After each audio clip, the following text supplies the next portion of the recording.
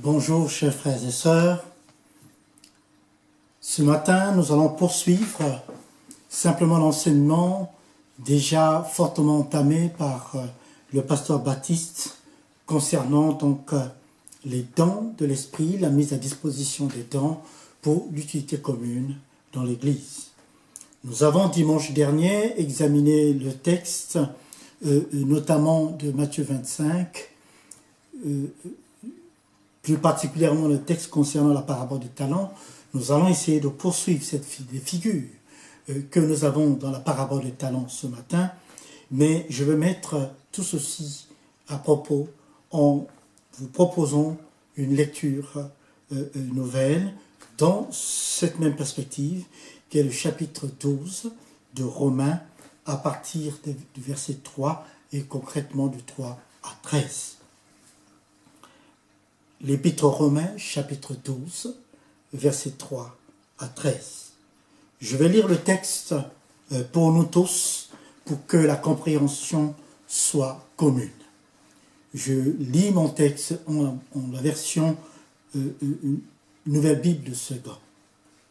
Par la grâce qui m'a été accordée, je dis à chacun d'entre vous de ne pas entretenir de prétentions excessives, mais de tendre à vivre avec pondération, chacun selon la mesure de la foi que Dieu lui a donnée en partage. En effet, tout comme il y a une multitude de parties dans notre corps qui est un seul et que toutes les parties de ce corps n'ont pas la même fonction, ainsi, nous, la multitude, nous sommes un seul corps dans le Christ. Et nous faisons tous partie les uns des autres. Nous avons des dons différents de la grâce, selon la grâce qui nous a été accordée.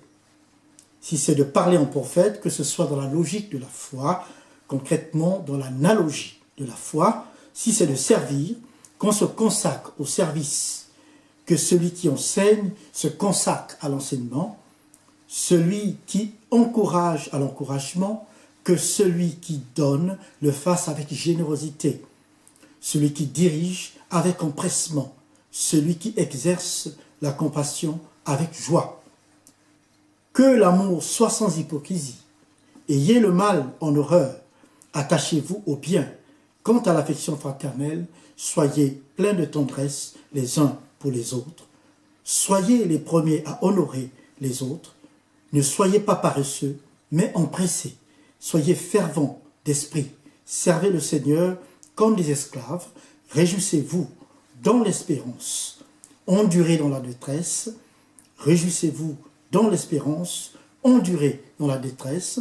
Consacrez-vous assidûment à la prière. Consacrez-vous assidûment à la prière. Soyez solidaires des saints qui sont dans le besoin. Poursuivez l'hospitalité. Jusqu'ici, notre lecture. Prions le Seigneur. Notre Dieu, notre Père, nous te confions ce culte ce matin. Nous prions, Seigneur, ce matin que ton nom soit glorifié parmi nous. Et Seigneur, que cet enseignement soit un enseignement pour la gloire de ton nom. Sanctifie-nous par ta parole, car elle est la vérité. Amen. Mes chers frères et sœurs, Baptiste nous a très bien fait avancer dans la parabole des talents que nous avons en Matthieu 25 et notamment à partir des versets 14 à 30. Il n'est point besoin ce matin de revenir à la lecture de ce texte. Mais ce texte de Romains 12, qui peut être mis en parallèle avec 1 Corinthiens 12, nous aide à pouvoir entrer dans un élan d'approfondissement de notre lecture de Matthieu 25, c'est-à-dire la parabole des talents, ces 8 talents qui ont été distribués notamment à 3 serviteurs, bien précisément par le maître ou alors l'homme, il dit beaucoup plus l'homme qui devient maître à son retour et qui demande des comptes quelque part à ceux à qui il a mis à sa disposition des talents précis. Je vais ici juste mettre dans cette introduction à propos l'idée que le talent en lui-même constituait une valeur importante. Le talent représentait à peu près 17 années de perception du denier. Le denier, c'était le salaire journalier. Donc, 17 années de denier, c'est un peu plus de 6 000 deniers. Donc, c'est une richesse importante. Et lorsqu'on recevait un denier, c'était à peu près la moitié de notre temps de parcours de travail, si nous répercutons cela à notre temps d'aujourd'hui. 34 ans, c'est une vie comblée de travail. Et dans ce cas, 2 ans, donc 34 ans, vie comblée de travail, 2 talents, c'est vraiment important. Et ça permet de mesurer l'importance, notamment, de la richesse qui est confiée à l'ensemble de ce que l'homme a appelé à percevoir. Notamment lorsque ce dernier serviteur, qui est dit serviteur utile, reçoit un talent, on a l'impression qu'il n'a rien reçu. Non, il reçoit l'équivalent de 17 années de travail. Parfois, dans ce qui est dit, il y a à percevoir plus profondément la signification. Ce que le Seigneur nous donne a de la valeur. Quand vous recevez un don de la part du Seigneur, ne regardez pas vers l'autre qui est en face, qui a peut-être reçu 3, 4 dons extrêmement visibles. Par exemple, il a le don de guérison. Et à côté de cela, un don de prophétie. Et très certainement qu'il parle plusieurs langues étrangères, comme don donné par Dieu, pour être capable de témoigner à plusieurs nations. Alors j'aurais très certainement reçu un temps. Et je vais trouver que cela n'est peut-être pas grand-chose. Non, le don que le Seigneur me donne est donné à propos et a de la valeur. Et donc, nous avons ici à percevoir que le talent qui est donné, le seul talent qui est donné, c'est l'équivalent de 17 années de perception de salaire chez le maître.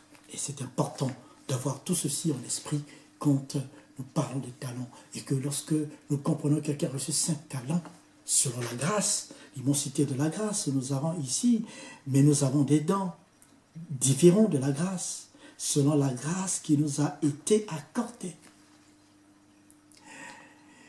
Et nous découvrons que Dieu donne selon la disposition du cœur qu'il nous a donné. Et cela est important pour le reste de ce que nous pouvons dire ce matin. Le premier point que je souhaite mettre en exergue, c'est que les dons que le Seigneur met à notre disposition, à la disposition de l'Église, c'est de pouvoir l'exercer dans l'attente de la parousie. Vous avez très certainement remarqué que le chapitre 25 de Matthieu est précédé par le chapitre 24, qui nous parle du discours du Seigneur sur la fin des temps, sur son retour glorieux, et sur tout ce qui se passera, sur le jugement dernier. Et bien sûr, ce chapitre 25 précédait en son sein, à partir du verset 1, nous avons la parabole des 10 vierges, une parabole qui met bien à propos cette idée de l'attente, de l'encouragement à veiller dans l'attente du Seigneur. Ici, il s'agit certes de veiller, d'attendre le Seigneur, le maître, l'homme qui est parti, qui avait des serviteurs et qui s'en a fait un voyage et qui est parti au loin, mais qui devait revenir. Ceci nous rappelle très certainement la parabole des vignes et des vignerons, où là aussi le maître est parti et revient plus tard. Et nous avons ici ce retour du maître aussi qui est prévu dans la parabole des talents et qui revient et qui vient. Et quand il vient, et bien, effectivement, il regarde ses serviteurs en disant « À toi j'ai donné 5, à toi j'ai donné 3, à toi j'ai donné 1. Qu'avez-vous fait de ce que je vous ai donné, ce que j'ai mis à votre disposition, ce que je vous ai confié. Et cela est important, d'avoir cette idée de l'entre-deux. Nous travaillons, nous exerçons les dons que le Seigneur met à notre disposition dans l'attente de son retour.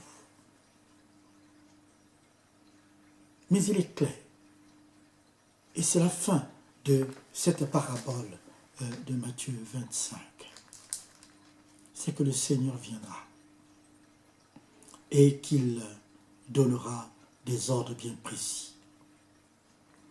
Si nous avons été l'esclave ou le serviteur inutile, eh bien, vous connaissez l'ordre, chassez-le dans les ténèbres du dehors. C'est là qu'il y aura des pleurs et des grincements des dents.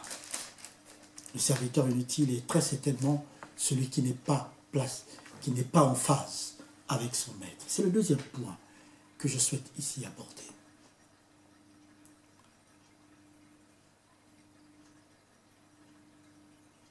Quel est le regard que tu portes sur ton Seigneur?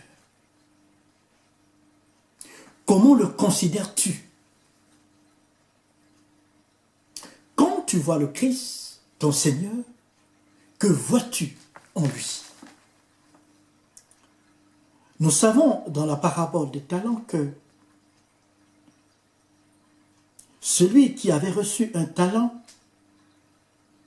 vint et dit, « Maître, je savais que tu es un homme dur.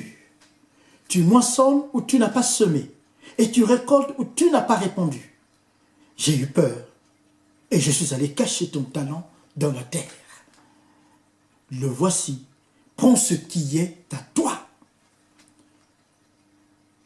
Son esclave lui répondit, son maître plutôt lui répondit, « Esclave mauvais et paresseux, mauvais et paresseux, mauvais et paresseux.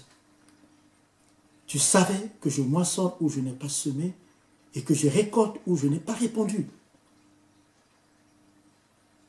Alors tu aurais dû placer, au moins. C'est un talent et cela aurait pu rapporter quelque chose.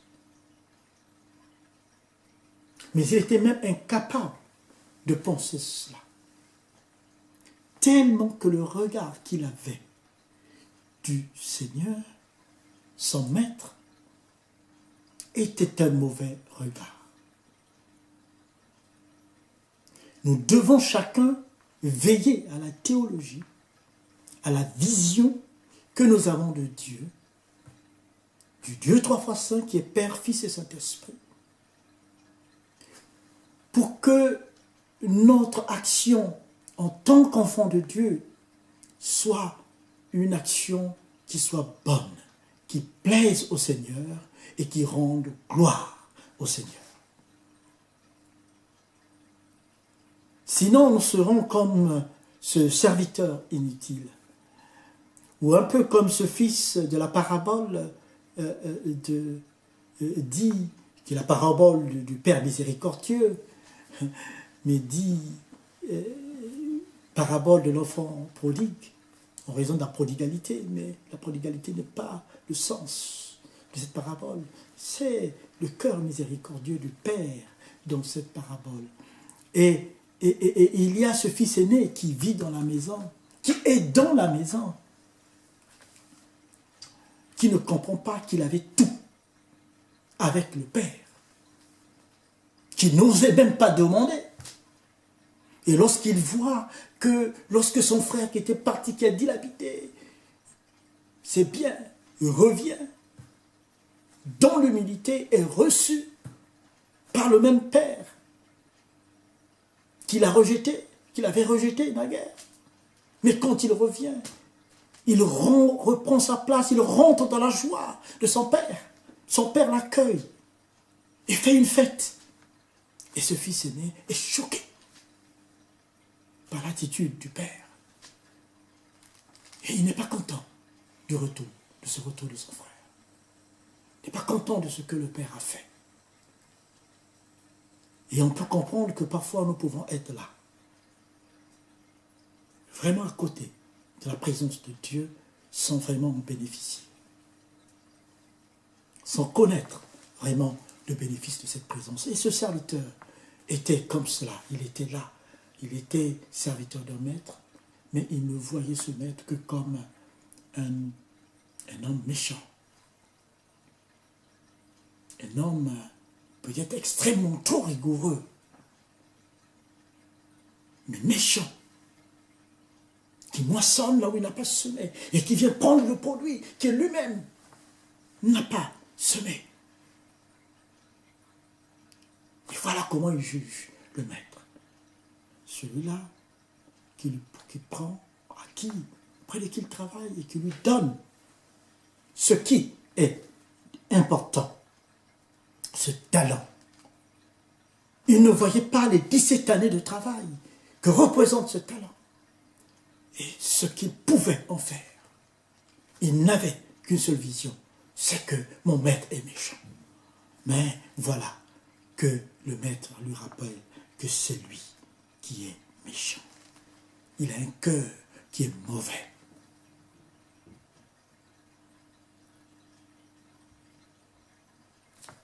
Réfléchis bien. Quelle est la vision que tu as de Dieu? Ce Dieu que tu dis servir. Il ne faut pas que cette vision entre en conflit avec l'idée de relation même que tu dois entretenir avec le Seigneur. Il faut que le Seigneur reste pour toi celui qui t'a appelé par la grâce. Mes chers frères et sœurs, parfois pour le comprendre, il faut toujours relire le texte. Nous sommes en Romains 12, que j'ai lu tout à l'heure, et je ne l'ai pas lu pour juste le lire. Mais parce que Romains 12 commence par ceci. C'est une conclusion, si vous voulez. Ça commence par une conclusion. Après les chapitres 3 à notamment au chapitre 11, où nous est indiqué la grâce de Dieu pour l'Église et pour Israël. Israël qui rentre dans cette même composition de l'Église lorsque cet Israël est croyante, croit dans le Seigneur Jésus-Christ. Il nous parle du miracle même de la grâce que connaîtra Israël en tant que peuple d'Israël qui recevra la parole et la connaissance véritable du Christ. Et nous avons le chapitre 12 qui commence comme ceci. Je vous encourage donc, mes frères, au nom de toute la magnanimité de Dieu, c'est-à-dire de toutes les compassions de Dieu, à offrir votre corps comme un sacrifice vivant, saint et agréé de Dieu. Voilà quel sera pour vous le culte conforme à la parole. À la parole.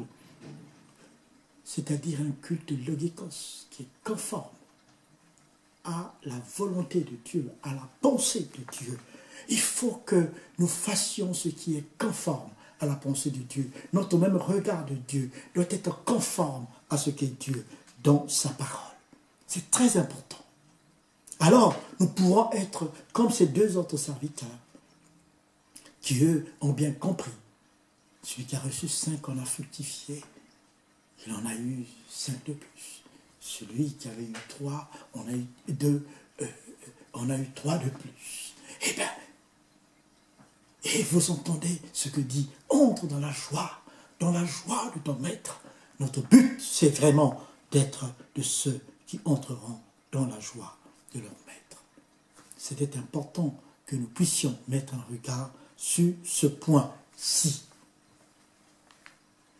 Cette parole elle est importante pour que nous ayons à comprendre aussi un dernier point. Nous voyons qu'ici que le maître dans la parabole des talents discrimine. Il donne 5 à l'un, 2 à un deuxième et 1 à un troisième.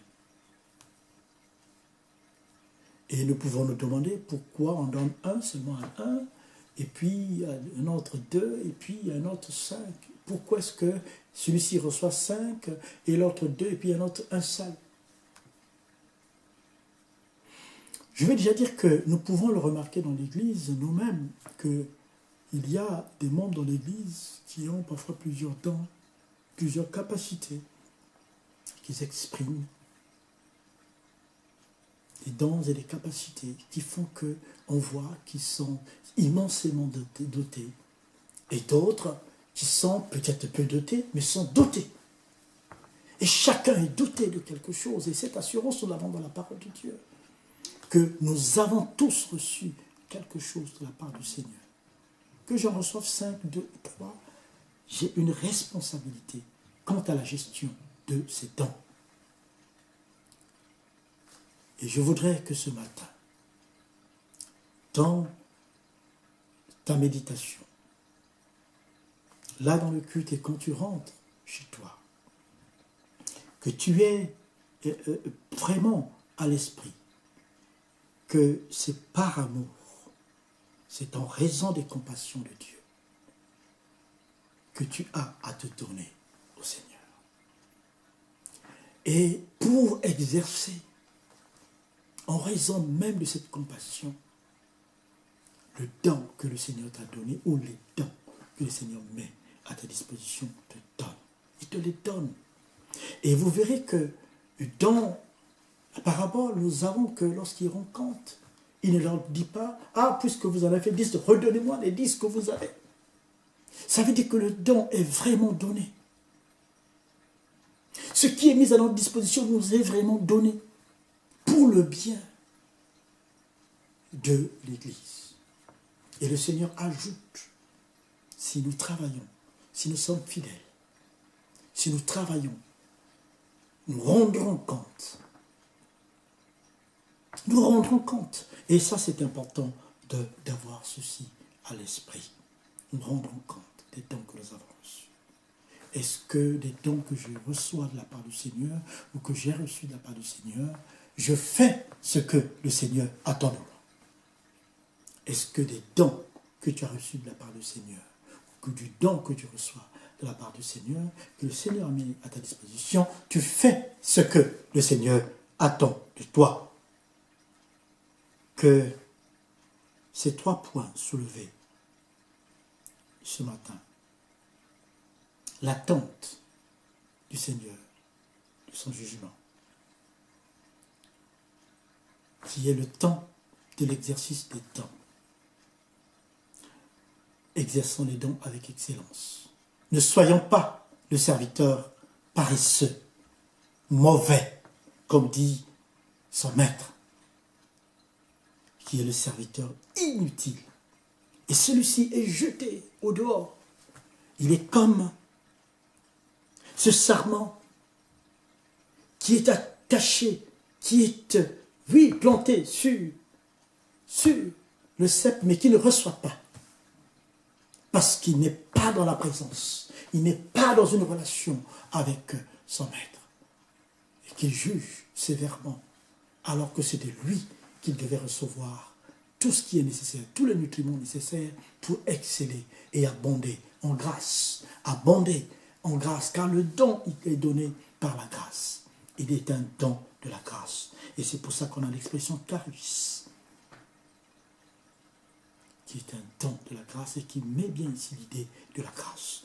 Tout est reçu avec grâce et nous avons à donner avec grâce. Et le Seigneur nous glorifie avec grâce, parce que c'est sa grâce qui surabonde pour nous donner d'entrer toujours et absolument toujours en communion avec lui-même. Que ce matin, le Seigneur vous inspire ce qui est bon pour vous. Je vais juste conclure par ce même texte que nous avons lu. Si c'est de parler en prophète, que ce soit dans la logique de la foi. Si c'est de servir, qu'on se consacre au service, que celui qui enseigne se consacre à l'enseignement, celui qui encourage à l'encouragement, que celui qui donne le fasse avec générosité, celui qui dirige avec empressement, celui qui exerce la compassion, le fasse avec joie. Servons le Seigneur avec joie. Mettons à profit les dons que le Seigneur et les capacités que le Seigneur a mis à notre disposition pour le bien de tous. Soyez bénis. Amen.